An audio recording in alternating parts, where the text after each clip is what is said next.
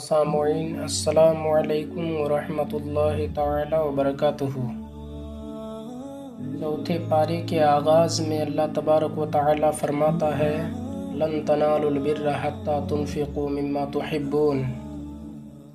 چوتھے پارے کی پہلی آیت مبارکہ میں بیان ہو رہا ہے کہ اگرچہ اللہ کی راہ میں خرچ کیے ہوئے ہر مال کا اس کے مطابق اجر ملے گا، لیکن نیکی کا مرتبہ کمال یہ ہے کہ اپنے پسندیدہ اور محبوب مال کو اللہ کی راہ میں خرچ کیا جائے۔ مطلوب تک پہنچنے کے لیے کبھی پسندیدہ چیز کو قربان کرنا پڑتا ہے۔ ساتھ یہ واضح فرمایا کہ اللہ کی راہ میں پیش کردہ ہر مال اور ہر قربانی کا مقصد صرف اللہ کی رضا ہونا چاہیے۔ اللہ تعالی ہمارے ہر فعل سے باخبر ہے، لہٰذا ریاکاری کر کے نیکی کو ضائع نہیں کرنا چاہیے۔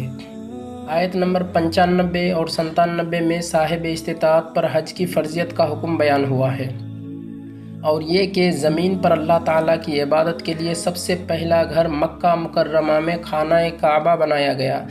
یہ گھر روحانی برکات کا حامل ہے۔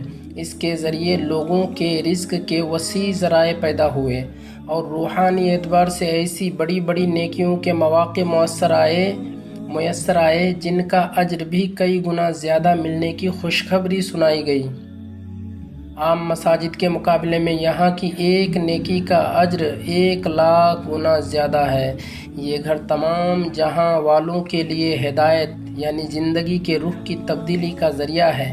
اس گھر میں اللہ تعالیٰ کی معرفت کی کئی نشانیاں ہیں، اور خاص طور پر مقام ابراہیم کے نام سے موسوم پتھر ہے جس پر کھڑے ہو کر حضرت ابراہیم علیہ السلام نے اس گھر کی دیواروں کو بلند کیا تھا۔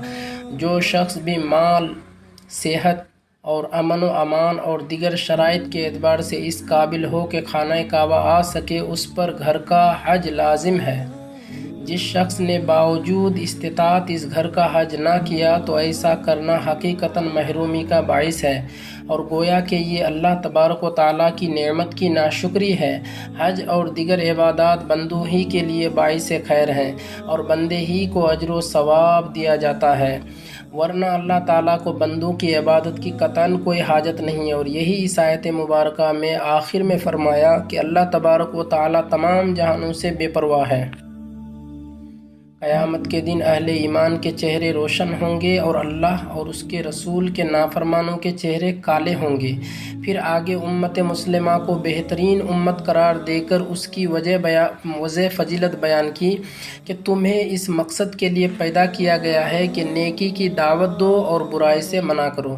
آیت نمبر 105 میں ہے کہ جو لوگ امت مسلمہ میں اختلاف و انتشار پیدا کرنے کی کوشش کریں گے ان کے لیے بہت بڑا عذاب ہوگا۔ روز قیامت انسانوں کے اعمال کا نتیجہ ان کے چہروں پر ظاہر ہوگا۔ کالے کرتوتوں کی وجہ سے جن کے چہرے سیاہ ہوں گے، اللہ پاک ان پر نظر رحمت نہیں فرمائے گا، اور نیک لوگوں کے چہرے روشن ہوں گے اور ہمیشہ ہمیشہ کی نعمتوں سے لطف اندوز ہوں گے۔ آیت نمبر 110 ہمیں امت مسلمہ کے مقصد سے آگاہ کر رہی ہے۔ امت مسلمہ کا دنیا میں کام یہی ہے کہ وہ نیکیوں کی دعوت دے اور برائیوں سے روکے، اور اللہ تبارک و تعالیٰ پر پختہ ایمان رکھتے ہوئے ہر طرح کے شر سے بچے، اجتناب کرے۔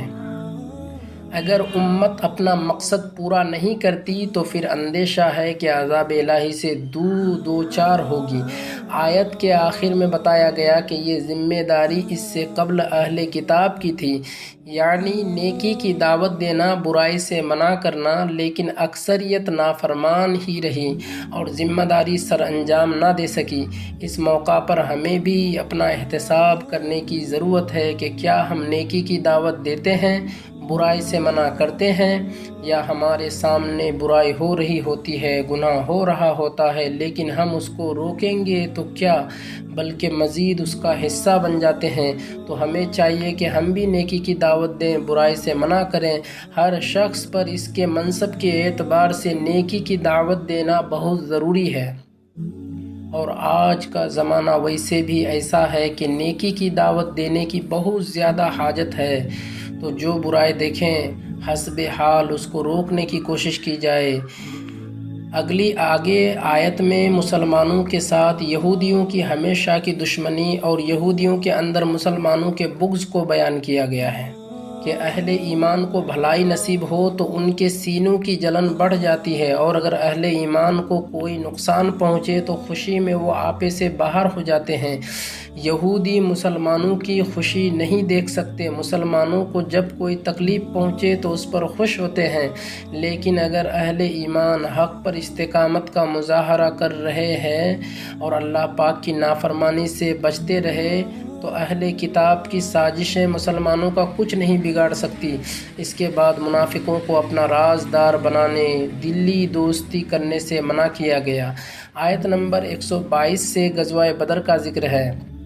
غزوہ بدر رمضان کے 17 تاریخ کو پیش آیا، جسے تمام اسلامی غزوات کا تاج ہونے کا شرف حاصل ہے۔ اس غزوے کے شرکاء نے جہاں خود جرأت اور بہادری کی انوکھی مثالیں قائم کی، وہیں انہوں نے اللہ تعالیٰ کی قدرت اور غیبی مدد کے مظاہر اپنی آنکھوں سے دیکھے۔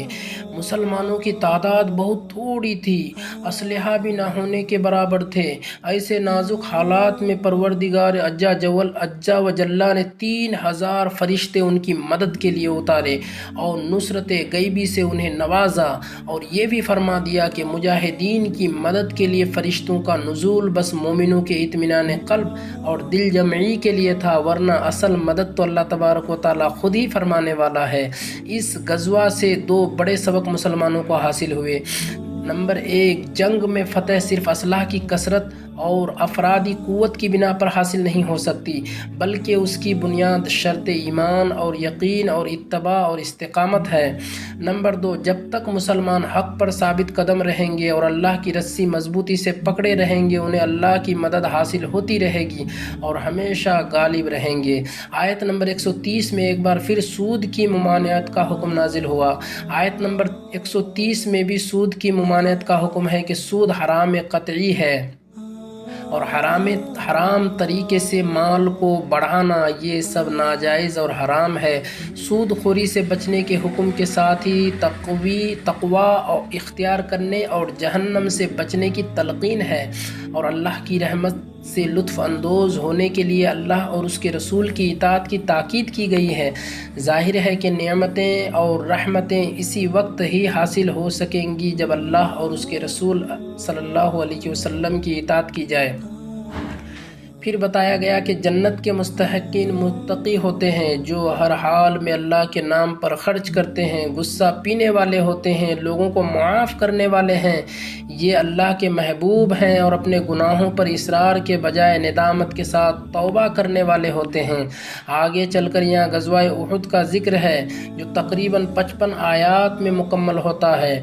ان آیات میں افرادی قوت یعنی بندوں یا لوگوں کے اعتبار سے فوجی طاقت یا قوت اور اسباب میں کمی کے سبب دل چھوٹا کرنے والے مجاہدین کو تسلی دی گئی ہے۔ ثابت قدم رہو، آخرکار تم ہی کامیاب ہوگے۔ اگر وقتی طور پر تمہیں کوئی تکلیف پہنچی ہے تو اہل حق کے ساتھ ایسا ماضی میں بھی ہوتا رہا ہے، مگر وقت ایک جیسا نہیں رہتا۔ مسلمانوں کو جب کسی مصیبت میں مبتلا کیا جاتا ہے تو یہ ان کی درجات کی بلندی کا سبب بنتا ہے، اور جنت کے حصول کے لیے مسلمانوں کو مشکلات سے گزرنا پڑتا ہے۔ اور یہ بھی بتایا گیا کہ موت سے ڈرنا اہل اسلام کا شیوا نہیں ہے۔ غزوہ احد میں پیش آنے والے بعض مناظر کی قلبی تصویر کشی کرتے ہوئے کافروں پر مسلمانوں کا رعب ڈال کر اہل ایمان کو مستقبل میں کامیابی کی خوشخبری سنائی گئی۔ جن اہل ایمان سے میدان احد میں کسی قسم کی کمزوری کا مظاہرہ ہوا تھا انہیں معاف کرنے کا اعلان کر دیا گیا، اور جن منافقین نے جہاد پر اعتراضات کر کے مسلمانوں کی صفوں میں انتشار پیدا کرنے کی کوشش کی تھی ان کی سخت گرفت فرمائی گئی۔ آیت نمبر 139 میں بڑی اہم حقیقت کی طرف رہنمائی کی گئی ہے کہ غزوہ احد کی وقتی شکست سے مسلمان ہرگز دل برداشتہ نہ ہوں، غلبہ مسلمانوں کا ہی ہوگا، جبکہ حقیقی ایمان سے اپنا رشتہ مضبوط کر لیں، یعنی ان کے اندر ایمان کی چاشنی بھری ہوئی ہو اور سرور کائنات صلی اللہ علیہ وسلم کی ہدایات کی اطاعت کرتے ہوں۔ اس کے بعد یہ حقیقت واضح کی گئی کہ ہر انسان کی موت کا وقت اللہ تعالیٰ کی طرف سے طے شدہ ہے، موت تو اپنے طے شدہ وقت ہی پر آئے گی۔ البتہ دنیا کے انسان کے پاس دو راستے ہیں، چاہے تو وہ دنیا کی عارضی اور کمتر لذتوں کا طلبگار رہے یا آخرت کی ابدی اور اعلیٰ نعمتوں کا مقصود بنائے۔ جو جس کی آرزو کرے گا اسے اسی میں سے دے دیا جائے گا۔ البتہ آخرت کی نعمتوں کے حصول کے لیے محنت کرنے والے اللہ کے شکر گزار بندے ہیں، اور اللہ ضرور انہیں بہترین اجر عطا فرمائے گا۔ اس کے بعد ایک غزوے کا تذکرہ ہے جو غزوہ احد کے فوراً بعد پیش آیا۔ کفار نے دوبارہ حملہ آور ہونے کا فیصلہ کیا تو حضور صلی اللہ علیہ وآلہ وسلم نے ان مجاہدین سے جو زخموں سے چور تھے، تھکے ہوئے تھے، حکم ہوا، ارشاد فرمایا کہ وہ کافروں کا تعاقب کریں اور ان کے تعاقب میں نکلیں۔ تو کافروں نے فرار اختیار کرنے میں ہی عافیت جانی اور فرار ہو گئے، اور مسلمانوں کو اس مقام پر لگنے والے تجارتی بازار میں خرید و فروخت سے اتنا منافع ہوا کہ احد کی پریشانی اور نقصان کا اس میں تدارک ہو گیا۔ اس نازک موقع پر نبی کریم صلی اللہ علیہ وسلم کی دعوت پر لبیک کہنے والوں کے ایمان اور ثابت قدمی کی قرآن کریم نے تعریف کی ہے کہ ابھی ایک جنگ سے لوٹے ہیں اور ابھی تھکے ہوئے ہیں، زخموں سے چور ہیں، لیکن اتباع رسول کی ایسی بہترین مثال قائم کی کہ جب حضور صلی اللہ علیہ وسلم نے اعلان فرمایا کہ ابھی ہم نے دوبارہ کافروں کا تعاقب کرنا ہے اور ایک اور غزوہ کی طرف روانہ ہونا ہے، تو صحابہ کرام علیہم الرضوان نے لبیک کہتے ہوئے حضور صلی اللہ علیہ وسلم کے ساتھ چلنے کا ارادہ کر لیا اور اس غزوہ کی طرف روانہ ہو گئے۔ تو اس چیز کی اللہ تبارک و تعالیٰ نے تعریف فرمائی اور کافروں کی طاقت اور اسلحہ سے خوف زدہ ہونے والوں کو شیطان اور اس کے حمایتی قرار دیا کہ جو کافروں کی طاقت اور اسلحہ سے خوف زدہ ہو گیا تو گویا وہ شیطان اور اس کے حمایتی ہیں۔ کافروں کی کامیابیوں سے متاثر ہونے والوں کو بتایا گیا کہ یہ اللہ کی طرف سے مہلت ہے، ان کے لیے ذلت کا عذاب تیار ہے۔ اہل عقل اور سمجھدار لوگوں کو اللہ تعالیٰ کی مخلوقات، آسمان اور زمین اور دن رات میں غور و فکر کی دعوت دی گئی، اور اللہ کے نیک بندوں کی 5 دعاؤں کا تذکرہ موجود ہے جنہیں شرف قبولیت حاصل ہے۔ مرد اور عورت کی تخلیق اور ان کی ذمہ داریوں میں اختلاف کے باوجود انہیں اجر و ثواب میں برابری اور مساوات کی خوشخبری سنائی گئی کہ اگرچہ مرد اور عورت کے تخلیق کے اعتبار سے ذمہ داریوں کے اعتبار سے فرق ہے، لیکن اجر و ثواب کے اعتبار سے کئی معاملات میں برابری ہے۔ انہیں خوشخبری سنائی گئی اور بتایا گیا ہے کہ ہجرت اور جہاد جیسے عظیم الشان اعمال جو بھی کرے گا اس کے لیے گناہوں کی معافی ہے، اللہ کے یہاں بہترین اجر و ثواب اور جنت کا وعدہ ہے۔ پھر آگے بتایا گیا کہ کافروں کے پاس مالی وسائل کی فراوانی اور عیش و عشرت کو دیکھ کر دھوکے میں نہیں پڑ جانا، یہ عارضی و معمولی فوائد ہیں۔ جیسے ہمارے یہاں بھی کسی کی نعمت کو دیکھ کر دل میں حسرت ہونے لگتی ہے کہ اس کے پاس بہت کچھ ہے، میرے پاس کچھ بھی نہیں، یہ عارضی و معمولی فوائد ہیں۔ آخرت میں ان کا بدترین ٹھکانہ جہنم ہے۔ اگر کافروں کے مال کو دیکھا جائے تو اس اعتبار سے ان کا ٹھکانہ جہنم ہے، اور متقیوں کے لیے نہریں ہیں، باغات ہیں، اور اللہ کی یہاں ان کے لیے بہترین مہمانی ہے۔ اہل کتاب میں بعض انصاف پسند بھی ہیں اور جو قرآن اور نبی علیہ الصلوۃ والسلام پر ایمان لانے کی نعمت سے سرفراز ہیں، ان کا تذکرہ موجود ہے۔ اس کے بعد سورہ کی آخری آیات میں اہل ایمان کی اخروی فلاح یعنی کامیابی اور ترقی کے حصول کے لیے 4 ہدایات کی گئی ہیں۔ اللہ کی راہ میں استقامت کے ساتھ قائم رہو، صبر و استقامت میں کفار سے بازی لے جاؤ، آپس میں مربوط رہو اور نظم و ضبط کی پابندی کرتے رہو، اللہ کی نافرمانی کے ہر عمل سے بچو۔ یہاں پر سورہ آل عمران ختم ہوتی ہے، اس کے بعد سورہ نساء کا بیان شروع ہوتا ہے۔ سورہ نساء مدینہ منورہ میں نازل ہوئی ہے۔ اس میں 24 رکوع اور 176 آیتیں ہیں۔ عربی میں عورتوں کو نساء کہتے ہیں، اور اس صورت میں بکثرت وہ احکام بیان کیے گئے ہیں جن کا تعلق عورتوں کے ساتھ ہے، اس لیے اس صورت کو سورہ نساء کہتے ہیں۔ یہ صورت بڑی اہم اور بڑی دور اندیش اصلاحات پر مشتمل ہے، جنہیں اگر دین اسلام کا طرہ امتیاز کہا جائے تو قطعاً یہ مبالغہ نہیں ہے۔ اس صورت میں سب سے پہلے اور سب سے زیادہ توجہ گھریلو زندگی کی خوشگوار بنانے پر دی گئی ہے۔ معاشرتی اور قومی مسائل کے ساتھ ساتھ جو تشریعی مسائل ہیں، ہجرت، اور جہاد پر کافی کلام ہے۔ غیر مسلم قوموں کے ساتھ تعلقات کی نوعیت کا بیان ہے۔ میراث کے تفصیلی احکام ہے۔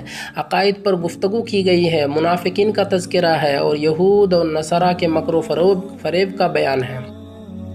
تقوی اختیار کرنے کی تلقین کے ساتھ سورت کی ابتدا کی گئی ہے اور اللہ تعالیٰ کی قدرت کا بیان ہے۔ پھر یتیموں کی کفالت اور ان کے اعمال کی دیانت داری کے ساتھ حفاظت کا حکم دیا گیا ہے۔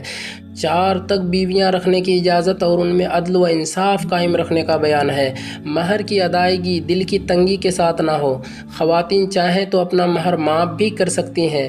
معاشرے میں ناسمجھ افراد کی نگہداشت کس طرح کی جائے اور ان کی مالی سرپرستی کس طرح کی جائے اس کا حکم دیا گیا ہے۔ پھر وراثت کے موضوع پر تفصیلی گفتگو ہے اور تمام وارثین کے حصوں کو تقریباً متعین کر کے بتایا گیا ہے کہ وارثوں کے استحقاق کو اللہ تعالیٰ تم سے بہتر جانتا ہے۔ وراثت کی تقسیم سے پہلے میت کے قرض کی ادائیگی اور وصیت پر عمل درآمد کی تلقین ہے۔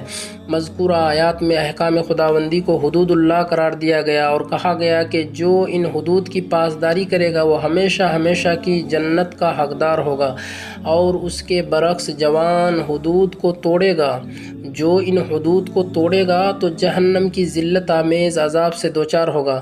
پھر وراثت کے موضوع پر تفصیلی گفتگو ہے اور تمام وارثین کے حصوں کو تقریباً متعین کر کے بتایا گیا ہے کہ وارثوں کے استحقاق کو اللہ تعالیٰ تم سے بہتر جانتا ہے۔ وراثت کی تقسیم سے پہلے میت کے قرض کی ادائیگی اور وصیت پر عمل درآمد کی تلقین ہے۔ مذکورہ آیات میں احکامات خداوندی کو حدود اللہ قرار دیا گیا اور کہا گیا کہ جو ان حدود کی پاسداری کرے گا وہ ہمیشہ ہمیشہ کی جنت کا حقدار ہوگا، اور اس کے برعکس جو ان حدود کو توڑے گا تو جہنم کے ذلت آمیز عذاب سے دوچار ہوگا۔ آیت نمبر 16 اور 17 میں اللہ تعالیٰ نے قبولیت توبہ کا اصول بیان فرمایا ہے کہ جن لوگوں سے گناہ سرزد ہو جائے اور وہ غلطی کا احساس ہونے پر جلدی توبہ کر لیں تو ان کی توبہ کی قبولیت اللہ تعالیٰ کے ذمہ کرم پر ہے۔ سچی توبہ کی شرائط کیا ہے؟ گناہ پر ندامت، گناہ کو عملاً ترک کر دیں، آئندہ گناہ نہ کرنے کا عہد کیا جائے۔ کسی بندے کے ساتھ اگر زیادتی کی ہے، اس کا مال وغیرہ لیا ہوا ہے تو وہ ادائیگی کرنی ہوگی، جس میں تلافی ہے اس میں تلافی کرنی ہوتی ہے، اور جو عبادات وغیرہ ہیں ان کی قضا کرنی ہوگی، تب جا کر توبہ مکمل ہوگی۔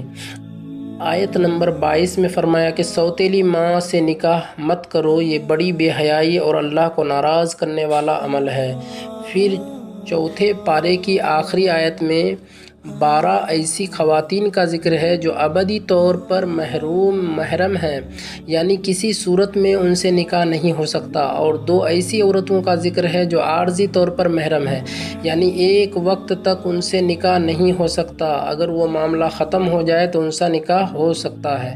جو ابدی محرم ہیں جن سے کبھی بھی نکاح نہیں ہو سکتا ان میں ماں، بیٹی، بہن، پھوپھی، خالہ، بھتیجی، بھانجی، رضاعی ماں، رضاعی بہن، ساس، سوتیلی بیٹی اس وقت کی اس کی والدہ سے تعلق قائم کیا جا چکا ہو، اور بہو، ان سب صورتوں سے نکاح ہمیشہ ہمیشہ کے لیے حرام ہے۔ 2 عارضی محرم، پہلی تو بیوی کی بہن، 2 بہنوں کو ایک وقت میں جمع کیا جا سکتا ہے یا نہیں، یہ تو بالکل حرام ہے۔ ہاں، اگر پہلی کو طلاق دے دی تو عدت کے بعد اس کا انتقال ہو گیا تو اب اس کی بہن سے نکاح ہو سکتا ہے، اس لیے یہاں پر اس کو عارضی محرم قرار دیا کہ جب تک اس کی بہن نکاح میں ہے اس وقت تک اس کو اپنے نکاح میں نہیں لا سکتا۔ اس کی تفصیل احادیث مبارکہ میں موجود ہے کہ بیوی کی بہن کے علاوہ بیوی کی پھوپھی ہے، بھتیجی، خالہ اور بھانجی کو بھی اس کے ساتھ نکاح میں جمع نہیں کیا جا سکتا، اور ایک اصول قائم کر دیا گیا کہ 2 ایسی عورتیں کہ جن سے ایک کو مرد تصور کیا جائے تو دوسری اس پر حرام ہو، ایسی 2 عورتوں کو نکاح میں جمع نہیں کیا جا سکتا۔ اور یہیں پر چوتھے پارے کا اختتام ہوتا ہے۔ تو دوستو، آپ لوگوں کو چوتھے پارے کی تفسیر کا خلاصہ کیسا لگا؟ آپ کمنٹ باکس میں ضرور بتائیں۔ چینل کو اگر سبسکرائب نہیں کیے ہیں تو سبسکرائب کر لیں، لائک کریں۔ السلام علیکم ورحمۃ اللہ۔